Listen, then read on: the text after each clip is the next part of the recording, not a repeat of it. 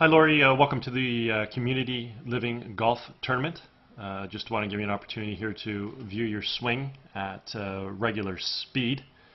We'll let that play through a few times for you, and then we'll put you in your dress position and take a look at a few things.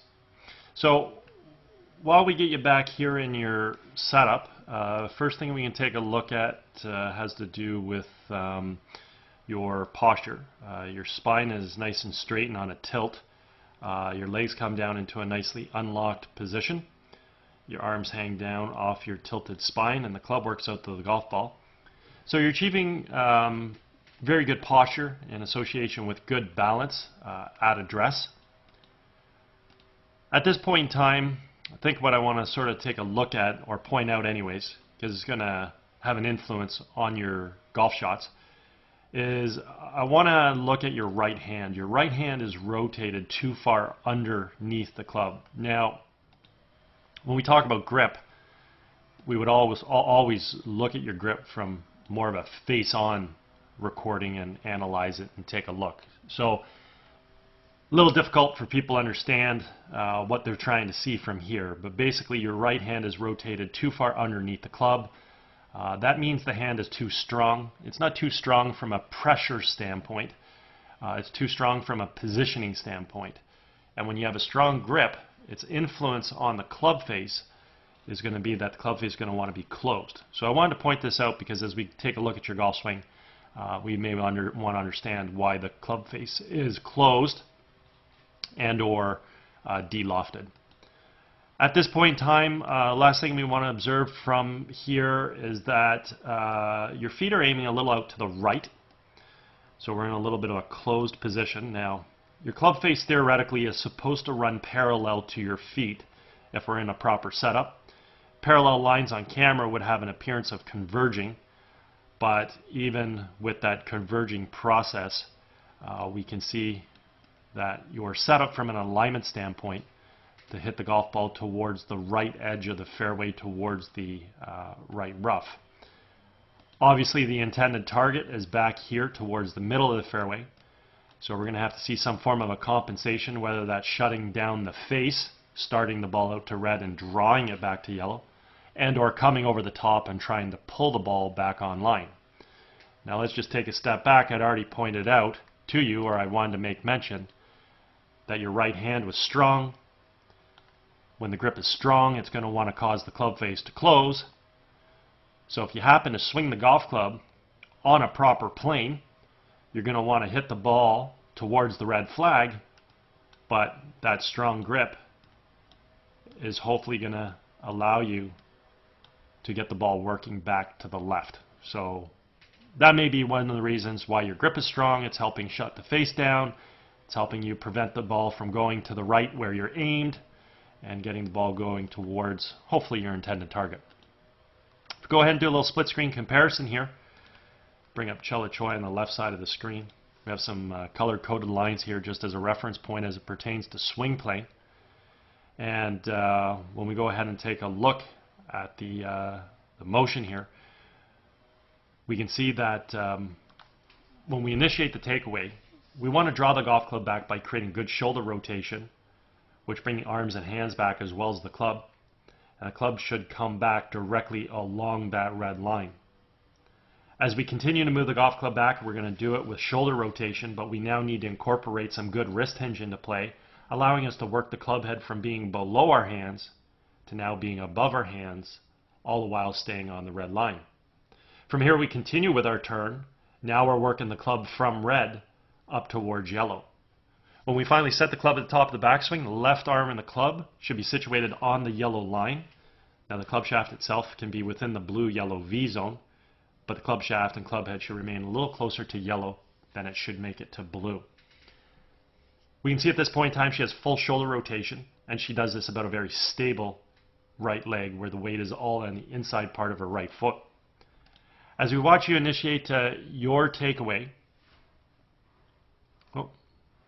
some reason that didn't click on, we can see that you create a very handsy move. So you sort of pop your wrists. So the backswing really isn't influenced by a shoulder rotation, drawing the arms back with a good grip. It's more of a popping of the wrist with a strong right hand, as we mentioned. The club face is closed because the club face is facing down to the ground right now. So we know that grip is having a major influence on that club face. We're still popping the wrists. At least we're getting some hinge into play. Club shaft is in good position. We are now incorporating a little bit of shoulder rotation because obviously the hands have drawn back far enough that they're telling the shoulders they need to come. We can also see as you're making that backswing, you have a tendency of straightening your right leg right up out of position. We can see with Chela Choi, she maintains that flex right to the top of the backswing. And when we get to your set position here, we can see that the backswing is a little bit abbreviated. We really don't complete the backswing. We can see the right leg is definitely straight. Arms have sort of broken down a little bit. We have developed a little bit of wrist hinge, which is good considering the fact that you had a strong right hand.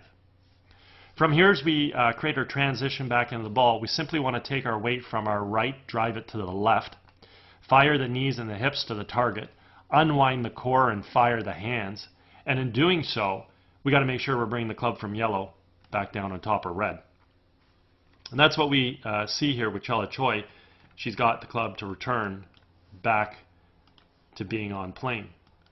The other thing we want to illustrate here is the relationship between the lead forearm and the golf club. I refer to this as the backwards check mark, and it simply means that we're retaining angle coming into the hitting zone, whereby the club head right now is above and behind her hands, and this is what's going to allow us to create a lot of power in the golf swing, let alone getting the club to return back to plane, as we already pointed out. With you, as you create your transition back into the ball, you do a great job here dropping your hands, retaining that angle. So this is excellent right here. Considering the backswing was quite abbreviated, a little bit short, didn't really get yourself in, let's say, the perfect geometry with all respects to the parts of your body as it pertains to your shoulders, your arms, and your legs. What we do see here is we do see that the relationship between your lead forearm and your golf club, you have that backwards check mark, so that's good. You're retaining some angle, creating power won't be too much of an issue. The only problem is the club hasn't returned back to plane like we see with Chela Choi. So you are throwing the club head perhaps a little bit out in front of you.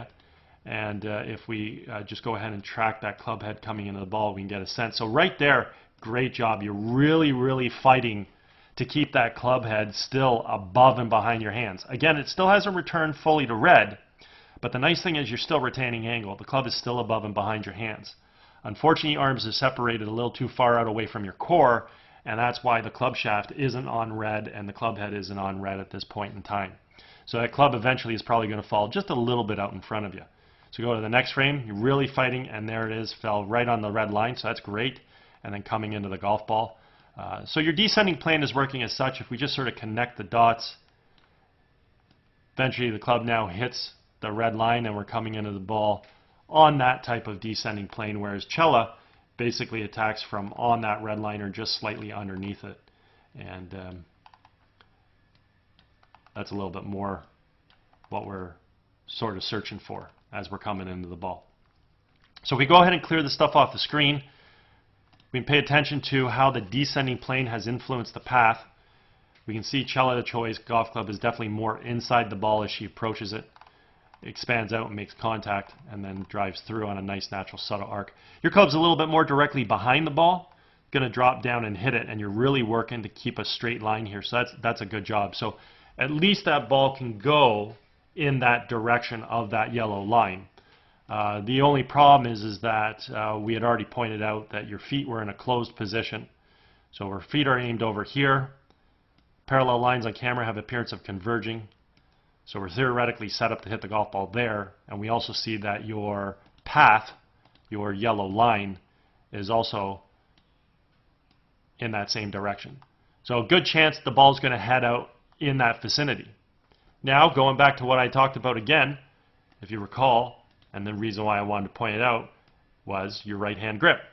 We had already mentioned that your right hand grip is strong. Strong grip wants to do what to the club face? It wants to close it.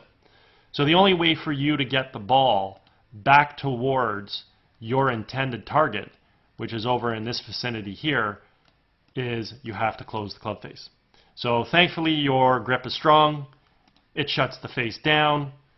You have the ability to start the ball more to the left of where you're aimed, and then you've probably imparted some right to left spin on that golf shot. So when that ball finally gets out in the air here, it can also have an opportunity of maybe drawing a little bit more back towards the intended target. Now with that strong grip, unfortunately, you're also de-lofting the club face. So we're going to be hitting the golf ball very, very low. There's not going to be a lot of trajectory on that shot. Okay, but good looking golf swing. You carry that through to a pretty nice finishing position. There's certainly a lot of athleticism in what you're doing. Your hands work really good. They come back, they fire through. Your core's working well. You coil back, you uncoil through. You get some pretty decent footwork happening there that allows that coil and uncoil to work. Obviously what we would like to see as a recap is, we need to refine this backswing. We need to understand what proper wrist hinge is. We got to do it with a proper grip.